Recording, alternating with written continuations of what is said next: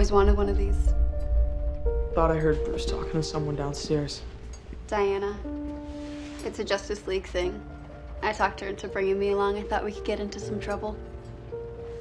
But I guess I missed all the fun. Yeah, it's not fun. It's the Joker. Well, even Diana thinks that he's scary. Bruce didn't want me there. I went anyway. Now I'm thinking he was right. What happened? A lot of people died. We couldn't save them. I just feel like quitting. I don't blame you. You think he's gonna quit too? Who? The Joker. No. Bruce says the Joker kills people just because he can. He's never gonna stop. Damn it. Why the hell do you always have to be right? Because I'm older, smarter, and prettier than you. You and Bruce will stop him. I know you will because it's what you do. Thanks. You know, Bruce is good at a lot of things. Not so much the pep talk. Things get dark, and you need someone to talk to. I'm always here. After all, us sidekicks gotta stick together.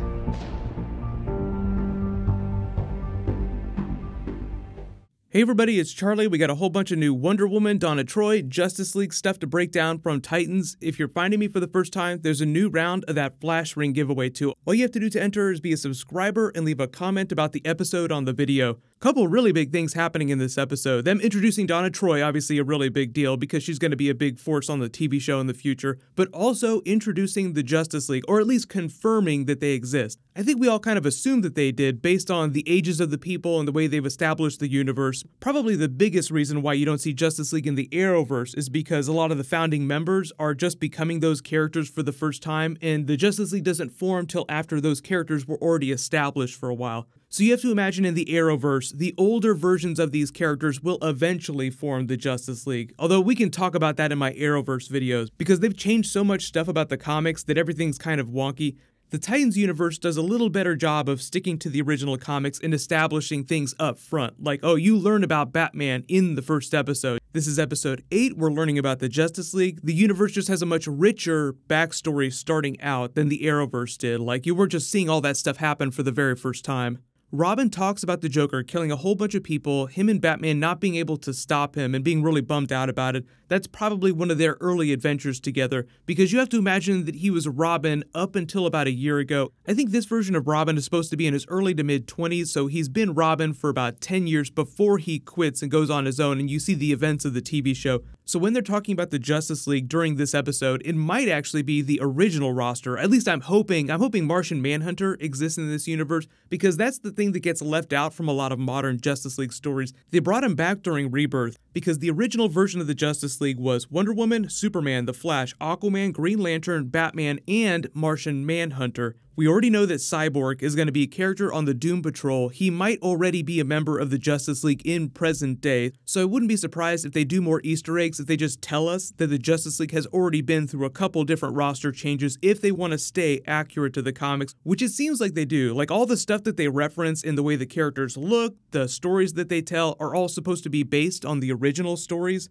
So we'll see next year when Cyborg shows up, because he's not going to debut officially until Doom Patrol Episode 1. He's the one that shows up and gives Doom Patrol their mission to take down Mr. Nobody, who's the big villain of Doom Patrol Season 1. But we can talk about that when we get a trailer. The other big part of this episode, in addition to sort of setting up the history of these characters together, like, oh, I used to be Wonder Girl, then I left that identity behind to become Donna Troy, was sort of her being the big sister to Robin, giving him the inspiration to seek a new identity. Like in the episode, they make a big joke of it. Like, oh, I thought that you left Batman a long time ago. No, I also left the Robin identity. I even burned my costume, and she laughs at him. That's kind of dramatic. Those are expensive. Mine's in the closet. And she's probably talking about the red Donna Troy costume. We can talk about her costume in a second, because if she continues to be a big thing on the show, I think that they will put her in a version of one of her costumes. But they've all kind of tried to update the Teen Titans costumes for modern purposes. So like Robin's costume looks more like armor. I'm guessing that Donna Troy's red costume also looks a little bit more like armor. The second conversation that they had was a little more on the nose about him becoming Nightwing. I won't be Batman. Then don't. Don't be Batman or Robin. Be something else. Someone else. Who? The funny thing about that clip, obviously they're making a joke about him becoming Nightwing, but he says, I'm not going to be Batman. He actually does become Batman for a brief period during the comics. Like, he wears the cape and cowl for a little while. People have been hoping to see Damian Wayne on the show at some point. I don't know if he exists in the Titans universe yet, but when Grant Morrison introduced him to the comics for the first time, he was Robin to Nightwing's Batman because Bruce Wayne wasn't around. I mean, eventually he became Robin to Bruce Wayne's Batman when he came back, but it does make you laugh about how hardcore he is about not being Batman when he's totally going to become Batman at some point. Just more evidence and foreshadowing that they're definitely going to turn him into Nightwing by the end of the season. But the actress that plays Donna Troy has been doing a lot of interviews because it's her big episode this week, and people have asked her if she's going to be a bigger member of the team in the future. She talked around it a little bit, but I believe a while ago they did mention that she would be a bigger thing in Season 2, but they haven't confirmed how many episodes she'd be in or what their other Season 2 characters would be, because they did imply that Superboy Connor Kent would eventually join the show at some point. They also implied that Roy Harper might join the show in a future season. It would be a recast version of the character. It would not be Colton Haynes. Right now, he's playing Old Man Roy on Arrow. I have no idea where he's going to go in future seasons if they'll keep bringing him back.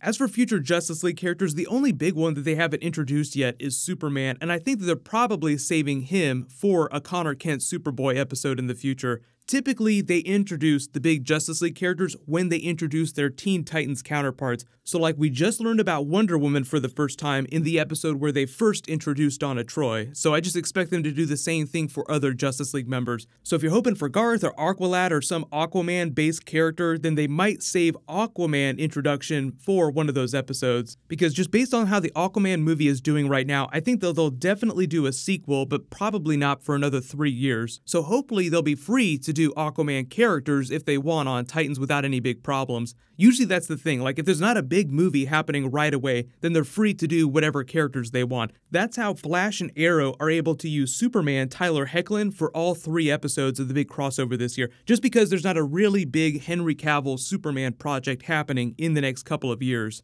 But everybody, let me know in the comments, what do you think about Donna Troy so far, and what do you want them to do with her in the future?